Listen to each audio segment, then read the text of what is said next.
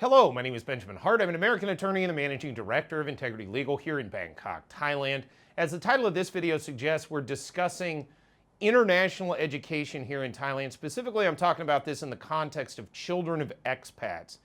I don't go into sort of the more practical aspects of being an expat in Thailand on this channel all that often, but I thought it was warranted under the circumstances, and I'll get into that when I cite this article. But yeah, at the end of the day, international education, and as a father myself, I can tell you this from personal experience, all the savings that you get in all the other sectors of Thailand, the cost of living, the cost of food, energy, housing, seems to all come out in the wash when it comes to international education, when it comes to paying for school for your children or child to go to a school that's on par with a school in a country that is primarily English language fluent.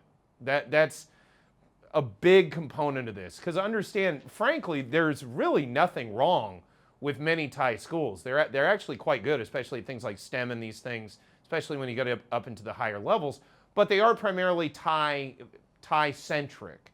And for this reason, you have to pay something of a premium to get an international school level of education that's commensurate with perhaps the same type of curriculum back home, if you will, or in jurisdictions where, for example, English is the first language. It's the mother tongue, if you will.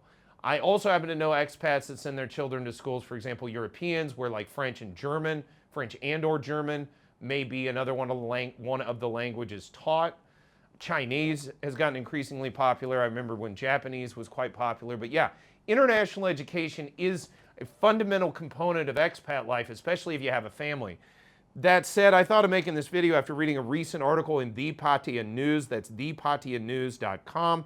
Article is titled, "Parents of Students in Thailand's International Schools Faced Increase in Educational Costs." Quoting directly, "A report has revealed that parents of students in Thailand's international schools faced an increase in educational costs in 2024, spending a total of 2.75 billion baht on learning materials, uniforms, and shoes, a rise of 1.9% from the previous year."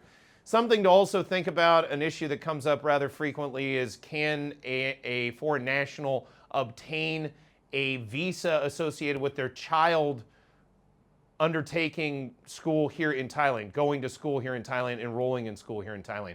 Can the child partake of a visa? One thing to bear in mind with respect to children is, depending on their age, they may or may not need to worry about overstay per Thai law. We've done various videos in the past on that. I won't dig into that too much. But long story short, yes, an ED visa can be obtained even for children to attend school here in Thailand. There may also be the option of obtaining a visa as a guardian of a foreign child attending a Thai school.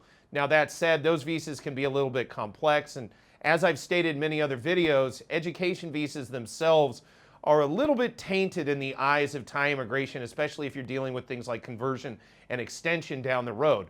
That being said, back to the topic at hand, yeah, it looks like education costs are rising a little bit less than 2%.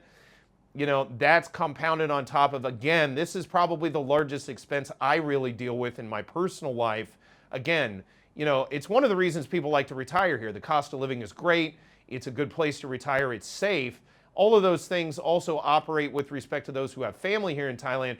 But as I said, a lot of it does seem to come out in the wash, if you will, when you're talking about dealing with international education for children here in the Kingdom of Thailand.